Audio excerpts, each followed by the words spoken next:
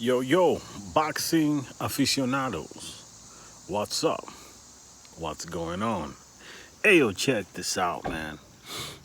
You know what? I want to make this video about this very interesting tweet from my man Big Irv. A lot of people know him on Twitter, boxing Twitter. Very respected Twitter handle. Anyway, what he put out was a question. He said, what is the more difficult fight for Demetrius Boo Boo Andrade? And I have to say, unequivocally, well, let me just say what the tweet said. What is the more difficult fight for Demetrius Boo Boo Andrade? Zach Parker or Janibek Alimkhanalai?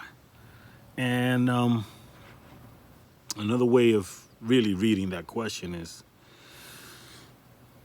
did Boo Boo duck Johnny Beck by taking the Zach Parker fight? And I'd have to say that even though I'm incredibly disappointed at Boo Boo not taking the Johnny Beck fight, I know he didn't take it because it's a very dangerous fight for him. But even though he did take it, he did avoid Johnny Beck, I can't really say that he's ducking him because the Zach Parker fight is a very difficult one, right? So to answer that question, which is the more difficult fight directly, I would say that the Zach Parker fight is more difficult, and I'll tell you why.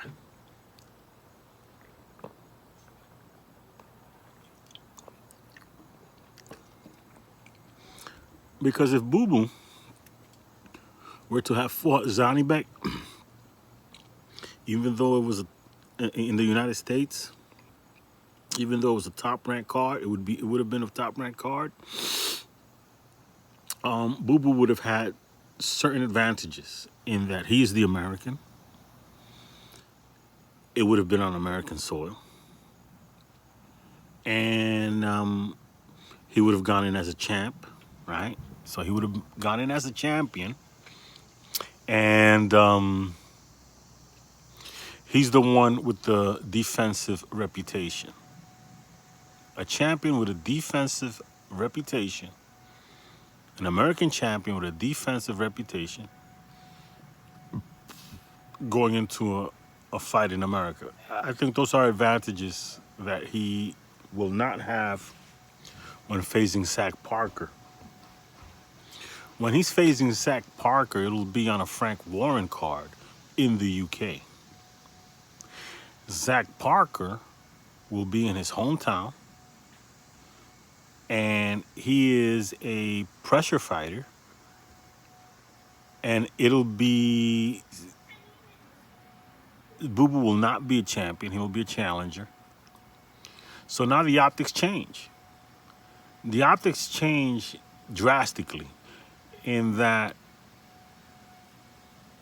Boo Boo's defensive style, hit and not get hit, may be seen as running rather than any display of, boxing skills per se. Think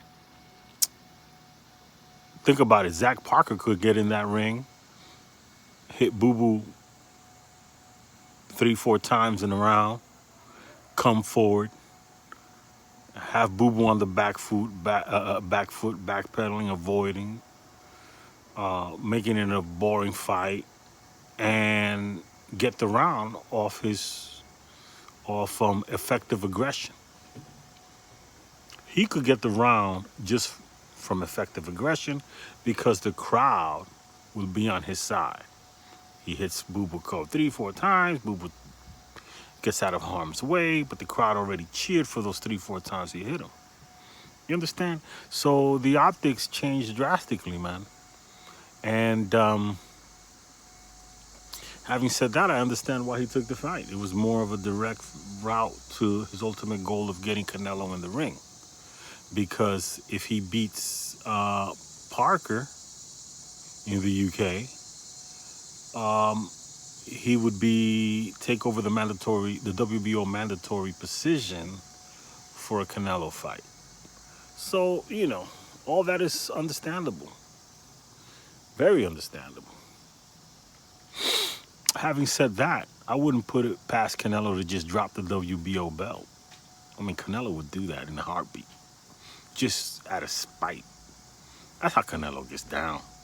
So I think that, and if he does that, then Boo Boo will be in the same position he was right now, in the 160, right?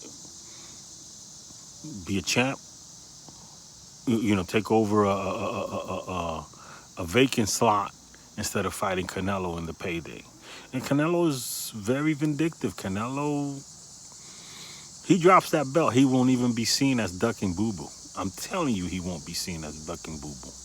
He already unified the division. He drops that belt, he'll just be seen as, I don't want to pay that sanctioning fee anymore. See, so Boo Boo's not really thinking this through in that respect, but I understand that he feels compelled to go after the big purse in Canelo Alvarez. The way I see is that if he would have stayed at 160 and beaten Janibek Alankanala, who has been creating a buzz for himself on an ESPN card, with good promotion, then Boo Boo would have been able to be in a better position, marketing-wise, to get a unification fight at 160 against somebody else. It was a one-shot deal again in the top-ranked deal. It wasn't like he had to sign a top-ranked contract, 2-3 fight deal. He could have just beaten Janibek, gotten that win, and he hasn't had a notable win since he beat Vanis Martirosyan some 9 years ago, right? He hasn't had a buzz-worthy win since he beat Vanis Martirosyan some 9 years ago. And I understand that Boo Boo's knocked out his last couple of opponents, Quigley and some other cats, but nobody cared. Nobody watched. There was no buzz on those fights. The Janibek fight had some buzz, and it's a shame that he decided not to partake in it. And that's a major disappointment in my estimation. A mistake on Boo Boo's part. He would have had to work a little bit harder to get to a nice payday than he would have. Now, I don't understand. I don't know the ins and outs of what was offered to him for the Janibek fight. I will say this: that if Top Rank didn't offer him $2 million for that fight, I would understand why he walked away. If they offered him 1.5, that's a good amount. But if Top Rank offered him $2 million, didn't offer him $2 million, then I think he would have deserved $2 million for that fight, because ultimately what Top Rank would need is a notable name on Janibek's resume so they can build off of that. And Boo Boo would have been a really great victory for Janibek if he would have pulled it off. Anyway, it is what it is, and it ain't what it ain't. Did Boo Boo duck Janibek? No. You can't accuse the man of that if he's fighting an even harder fight, moving up into a higher division, the 168 division, fighting in somebody else's backyard against an undefeated, very hungry, hard-punching opponent like Zach Parker is. That's not exactly a duck. All right? God bless. Peace. I'm out.